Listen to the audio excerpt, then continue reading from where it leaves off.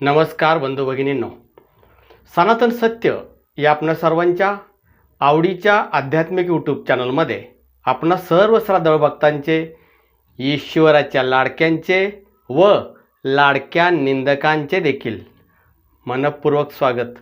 बंधू भगिनींनो, आपण जे बाहेर हे थंबनेलला हेडिंग वाचलं की सर्व त्रासांच्यापासून मुक्तीसाठी, खरं पाहिलं तर आपणाला जे त्रास असतात आणि हे त्रास जाण्यासाठी आपण वेगवेगळे उपाय करत असतो. डॉक्टर, बुवा, बाबा, भगत, देवाचा आशीर्वाद, बऱ्याच गोष्टी आपण यासाठी करत असतो.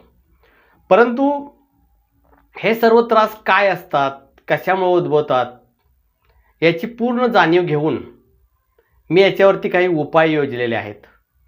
पहिल्यांदा तुम्हाला कोणते कोणते त्रास होतात आणि ते कोणते कोणते त्रास जाऊ शकतात हे आपण पाहूया. सर्वप्रथम, शरीरामध्ये काहीतरी त्रासदायक शक्ती असणं, जी तुम्हाला त्रास देणं आणि त्याच्यामुळं जीवन अगदी उद्ध्वस्त व्हायला आलेलं असतं. त्याचबरोबर अंगातील संचार मोकळा होत नाही. कितीही आरत्या घेतल्या, काय घेतल्या तरी संचार मोकळा होत नाही. काहीतरी दुष्ट शक्ती शरीरामध्ये येत असते आणि ती शक्ती खूपच त्रासदायक होत असते.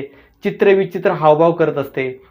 रात्रीची झोप न येणं, डोक्यामध्ये विचारांचं काहूर माजणं, तोच विचार येणं, विसरभोळेपणा होणं, आनंदाच्या क्षणाला देखील आनंदी न वाटणं, नेहमी निराश उदास वाटणं, विसरभोळेपणा, जसे की गॅसचा रेग्युलेटर बंद केला आहे परंतु केला आहे का नाही म्हणून वारंवार पाहणं, दाराची कडी घातलेली आहे परंतु ती घातली का नाही वारंवार पाहणं, अशा वेगवेगळ्या कृती वारंवार करणं, अचानक राग येणं, चिडचिडपणा होणं, भीती वाटणं. त्याचबरोबर जे विद्यार्थी असतात त्या विद्यार्थ्यांना अभ्यासात आवड नसणं, एकाग्रता नसणं, स्मरणशक्तीची कमतरता असणं, अभ्यास करताना अभ्यास लक्षात न राहणं, मन भरकटणं, अशा विविध गोष्टी. त्याचबरोबर अध्यात्मामध्ये प्रगती करायची असेल तर जपामध्ये लक्ष लागत नाही. जपाला बसलं की मन भरकटतं, ध्यानाला बसलं की मन भरकटतं, चित्रविचित्र त्रास होत असतात, झोपेमध्ये वेगवेगळे त्रास होत असतात. असे अनेक त्रास ध्यानधारणा योग शिबिर केल्याने निघून जातात, असा शेकडो लोकांचा अनुभव आहे.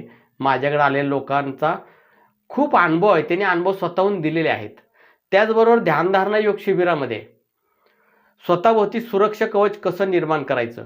हल्ली हे जग खूप वाईट आहे, कोणाचं कोणाला बघवत नाही. एवढंच काय, स्वतःचे नातेवाईकच आपले दुश्मन होऊन बसलेले आहेत.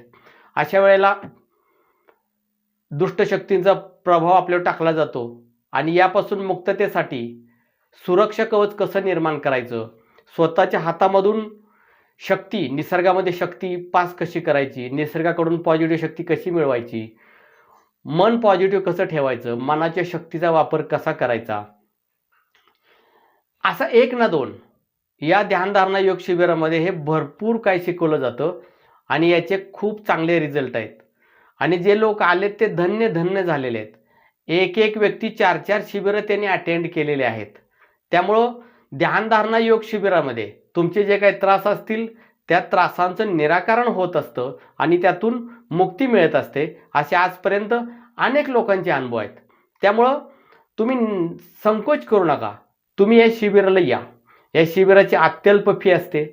आत्ता एप्रिल महिन्यामध्ये वर्षामध्ये प्रत्येक महिन्यामध्ये मी ध्यानधारणा योग शिबिर घेत असतो. आता एप्रिल 2024चं शिबिर आहे. रविवार दिनांक 28 एप्रिल 2024 रोजी सकाळी 11 ते 5 हे एक दिवसाचं शिबिर असतं.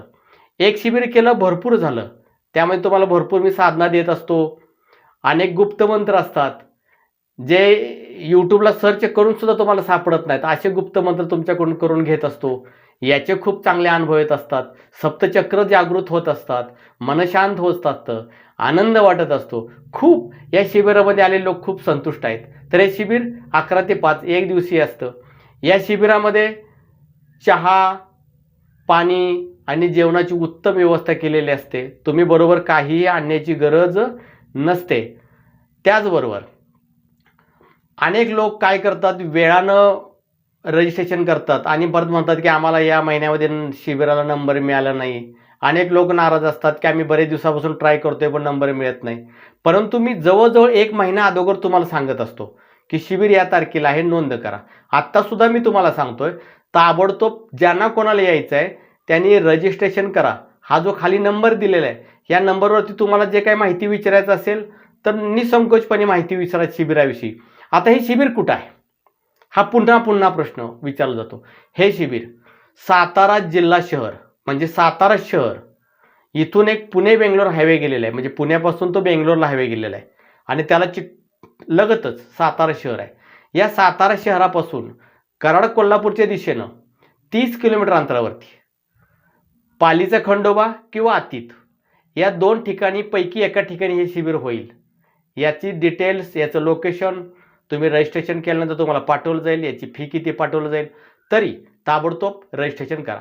त्याचबरोबर या शिबिरापासून मी अजून एक अनाउन्समेंट करतोय की लोक शिबिराला पैसे भरतात आणि 3 महिने 4 महिने 5 महिने शिबिराला येत नाहीत आणि अचानक एकदम फोन करतात की आम्ही शिबिराला आलेलो नाही, आमचे पैसे पाठवून द्या. इथून पुढं कोणाचेही पैसे माघारी पाठवले जाणार नाहीत. तुम्हाला शिबिराला नक्की चान्स दिला जाईल. या महिन्यात नाही जमलं पुढच्या महिन्यात या, पुढच्या महिन्यात नाही जमलं त्याच्या पुढच्या या, त्याच्या पुढच्या नाही जमलं तर त्याच्या पुढच्या अजून या. तुम्हाला खूप चान्स दिले जातील, परंतु पैसे रिटर्न आता केले जाणार नाहीत. तेवढाच वेळ आणि उद्योग आम्हाला नाही.